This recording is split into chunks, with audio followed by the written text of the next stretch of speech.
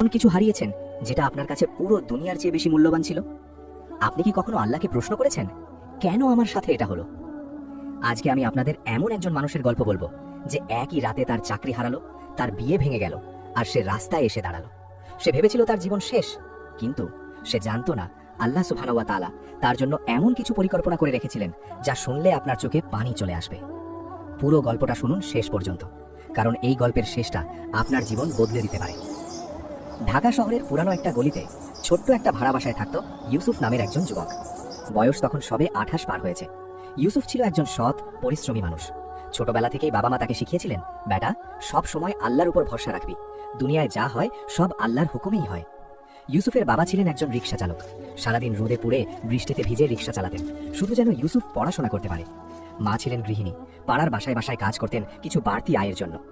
ইউসুফ অনেক কষ্ট করে বিবিএ পাশ করলো। পাশ করার পর একটা প্রাইভেট কোম্পানিতে চাকরি পেল।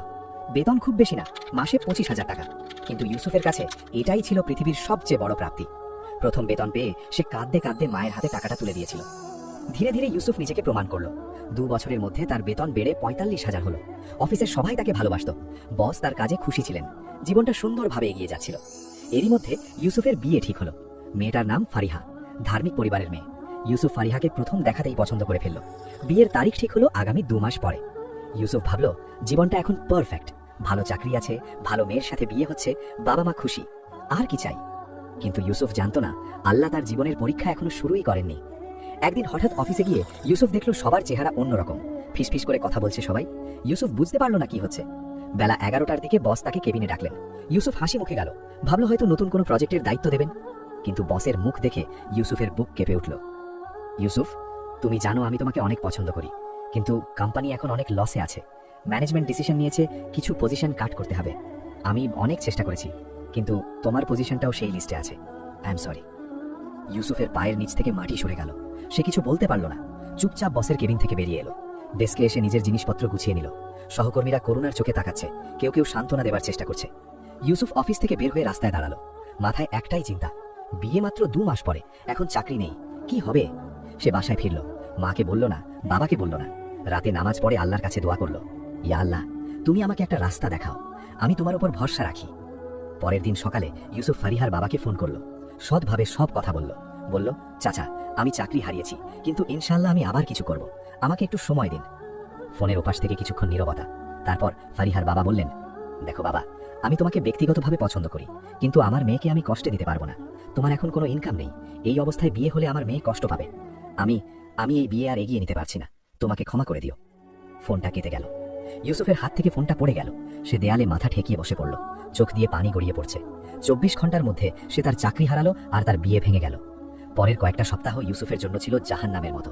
সে একটার পর একটা ইন্টারভিউ দিচ্ছে, কিন্তু কোথাও হচ্ছে না। কোথাও বলে ওভার কোয়ালিফাইড, কোথাও বলে এখন ভ্যাকেন্সি নেই। সঞ্চয়ের টাকা দ্রুত ফুরিয়ে যাচ্ছে, বাড়ির ভাড়া বাকি পড়ছে, মায়ের ওষুধের টাকা জোটানো কঠিন হচ্ছে। বাবা এখনো রিক্সা চালাচ্ছেন, কিন্তু বয়সের কারণে আগের মতো পারছেন না। একদিন বাড়িওয়ালা এসে বলল, ইউসুফ ভাই, 3 মাসের ভাড়া বাকি, আমিও তো মধ্যবিত্ত মানুষ, আগামী মাসের মধ্যে ভাড়া না দিলে বাসা ছাড়তে হবে। ইউসুফের মা এটা শুনে কান্না শুরু করলেন। বাবা চুপচাপ মাথা নিচু করে বসে রইলেন। সেই রাতে ইউসুফ ঘুমাতে পারল না। মাঝরাতে উঠে বারান্দায় গিয়ে দাঁড়ালো, আকাশের দিকে তাকালো। অন্ধকার রাত, কোনো তারা নেই। তার মনে শয়তান ওয়াসওয়াসা দিচ্ছে, তুই এত নামাজ পড়িস, এত দোয়া করিস, তোর কি হলো? আল্লাহ কি তোর কথা শোনে?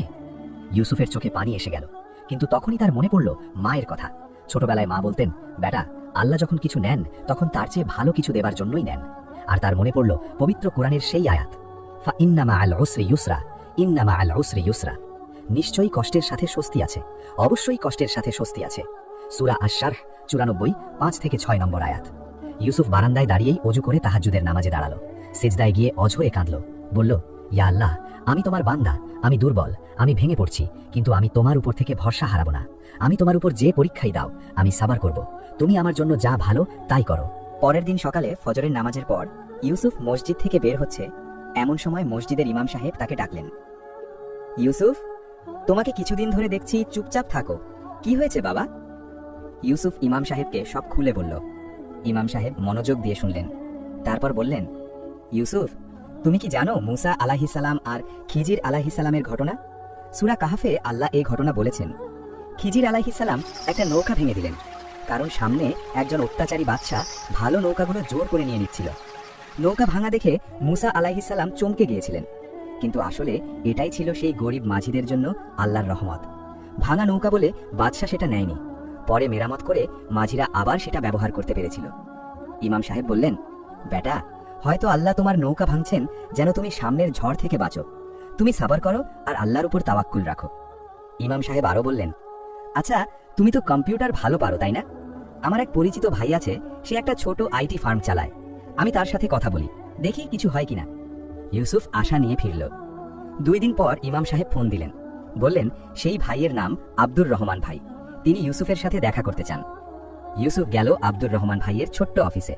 মিরপুরের একটা বিল্ডিংয়ের 3 তলায় 2 রুমের অফিস, মাত্র 5 জন কর্মী। আব্দুর রহমান ভাই ইউসুফকে বললেন, দেখো ভাই, আমি তোমাকে অনেক বেশি বেতন দিতে পারবো না, মাসে 20,000, কিন্তু এখানে তুমি অনেক কিছু শিখতে পারবে। আমরা ওয়েব ডেভেলপমেন্ট আর ডিজিটাল মার্কেটিং নিয়ে কাজ করি, ফ্রিল্যান্সিং এর কাজও করি। ইউসুফ রাজি হয়ে গেল। আগের চাকরিতে 45,000 পেত, এখন 20,000, কিন্তু ইউসুফ জানত এই মুহূর্তে কিছু না থাকার চেয়ে এটা অনেক ভালো। ইউসুফ সেখানে জয়েন করল। প্রথম কয়েক সপ্তাহ কঠিন ছিল, নতুন স্কিল শিখতে হচ্ছে, রাত জেগে কাজ করতে হচ্ছে, কিন্তু ইউসুফ হাল ছাড়ল না। সে প্রতিদিন ফজরের পর কুরআন তিলাওয়াত করত আর রাতে তাহাজ্জুদ পড়ত। 6 মাস পর ইউসুফ ফ্রিল্যান্সিং শিখে নিজেও কাজ পেতে শুরু করল। প্রথমে ছোট ছোট কাজ, $50, $100, তারপর ধীরে ধীরে বড় ক্লায়েন্ট আসতে শুরু করলো। একদিন একটা আমেরিকান কোম্পানি থেকে একটা বড় প্রজেক্টের অফার আসলো। ইউসুফ সেটা এত সুন্দরভাবে করলো যে সেই কোম্পানি তাকে দীর্ঘমেয়াদী কন্ট্রাক্ট দিয়ে দিল, মাসে $2,000। ইউসুফ বিশ্বাস করতে পারছিল না যে ছেলেটা কিছুদিন আগে বাড়ি ভাড়া দিতে পারত না, সে এখন মাসে লক্ষ টাকারও বেশি আয় করছে। কিন্তু ইউসুফ অহংকার করল না। সে জানত এটা আল্লাহর দান। প্রতিটা সাফল্যের পর সে সেজদায় শুকর আদায় করত। 1 বছরের মধ্যে ইউসুফ নিজেই একটা ছোট ফ্রিল্যান্সিং এজেন্সি খুলল। আব্দুর রহমান ভাই তার পার্টনার হলেন। 10 জন মানুষকে কাজ দিল। তার মধ্যে 3 জন ছিল এমন যারা ঠিক তার মতোই চাকরি হারিয়ে কষ্টে ছিল। ইউসুফ বাবা মাকে ভালো একটা বাসায় নিয়ে গেল। বাবাকে বলল, আব্বু, আর রিক্সা চালাতে হবে না। বাবা ইউসুফকে জড়িয়ে ধরে কাঁদলেন, বললেন, আমি জানতাম আল্লাহ তোকে ঠিক রাস্তা দেখাবেন। ইউসুফের এজেন্সিতে একদিন একজন নতুন ক্লায়েন্ট আসলো, একজন মহিলা, নাম মারিয়াম। তিনি একটা চ্যারিটি অর্গানাইজেশন চালান যেটা এতিম শিশুদের জন্য কাজ করে। তাদের একটা ওয়েবসাইট দরকার। ইউসুফ সেই প্রজেক্টে কাজ করতে গিয়ে মারিয়ামের সংগঠনের কাজ দেখে মুগ্ধ হল। মারিয়াম ছিলেন ধার্মিক, বিনয়ী, সেবাপরায়ণ। তিনি নিজেও এতিম ছিলেন, নানির কাছে মানুষ হয়েছেন। ইউসুফ সেই ওয়েবসাইটের কাজ বিনামূল্যে করে দিল। মারিয়ামের ভাই একদিন ইউসুফকে ডেকে বললেন, ইউসুফ ভাই, আমার বোন আপনার কথা অনেক বলে। আপনার সততা, আপনার আল্লাহ ভীতি, আপনার কষ্টের গল্প সব সে জানে। আপনি যদি রাজি থাকেন, আমরা আমাদের বোনকে আপনার সাথে বিয়ে দিতে চাই। ইউসুফের চোখে পানি চলে এলো। এই সেই মেয়ে যাকে আল্লাহ তার জন্য রেখে দিয়েছিলেন। ফারিহার সাথে বিয়ে ভেঙে গিয়েছিল, কারণ আল্লাহ জানতেন মারিয়াম ইউসুফের জন্য বেশি উপযুক্ত। বিয়েটা হলো সুন্দরভাবে, সাদাসিধেভাবে। মসজিদে আক্ত হলো, ইমাম সাহেব নিজে পড়ালেন। বিয়ের রাতে ইউসুফ সেজদায় গিয়ে এতক্ষণ কাঁদল যে জায়নামাজ ভিজে গেল। সে বলল, ইয়া আল্লাহ, তুমি আমাকে যখন কষ্ট দিচ্ছিলে আমি বুঝতে পারিনি কেন। আজ বুঝতে পারছি, তুমি আমার জীবন থেকে পুরনো সব সরিয়ে দিচ্ছিলে, যেন নতুন আর ভালো কিছু দিয়ে পূর্ণ করতে পারো। তোমার পরিকল্পনা সত্যিই উত্তম। পরে ইউসুফ জানতে পারল সেই আগের কোম্পানি যেটা থেকে তাকে চাকরিচ্যুত করা হয়েছিল, সেটা 6 মাসের মধ্যে পুরোপুরি বন্ধ হয়ে গেছে। যারা থেকে গিয়েছিল তারা কয়েক মাসের বেতন পায়নি। আর ফারিহা, তার বিয়ে হয়েছিল আরেকজনের সাথে, কিন্তু সেই সম্পর্ক ভালো যাচ্ছে না। ইউসুফ তার জন্য দোয়া করল। আল্লাহ সব কিছু ঠিক জায়গায় রেখেছিলেন। ইউসুফকে সেই কোম্পানি থেকে বের করেছিলেন কারণ সেটা ডুবে যাচ্ছিল। ফারিহার সাথে বিয়ে ভেঙেছিলেন কারণ মারিয়াম তার জন্য অপেক্ষা করছিল। প্রিয় ভাই ও বোনেরা, ইউসুফের গল্পটা আমাদের অনেক বড় একটা শিক্ষা দেয়। আমরা অনেক সময় জীবনে বিপদে পড়ে আল্লাহকে প্রশ্ন করি, কেন কেন আমার সাথে এটা হলো? কিন্তু আমরা ভুলে যাই, আমরা দেখি শুধু আজকের দিনটা। আল্লাহ দেখেন আমাদের পুরো জীবন, শুরু থেকে শেষ পর্যন্ত। রাসূলুল্লাহ সাল্লাল্লাহু আলাইহি ওয়াসাল্লাম বলেছেন, মুমিনের বিষয়টি বড়ই আশ্চর্য। তার প্রতিটি কাজই তার জন্য কল্যাণকর। সুখ সমৃদ্ধি এলে সে শুকর আদায় করে, এটা তার জন্য কল্যাণকর। আর কষ্ট বিপদ আসলে সে সবর করে, এটাও তার জন্য কল্যাণকর। সহিহ মুসলিম।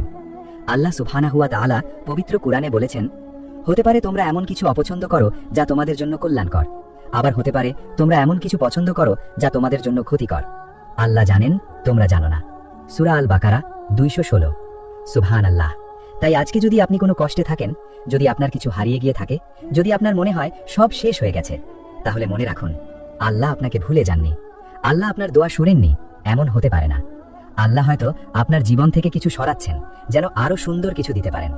শুধু 3টে কাজ করুন, সাবার করুন, ধৈর্য ধরুন, সালাত আদায় করুন, নামাজে আল্লাহর কাছে কাঁদুন, তাওয়াক্কুল রাখুন, কারণ আল্লাহর পরিকল্পনা সব সময় উত্তম।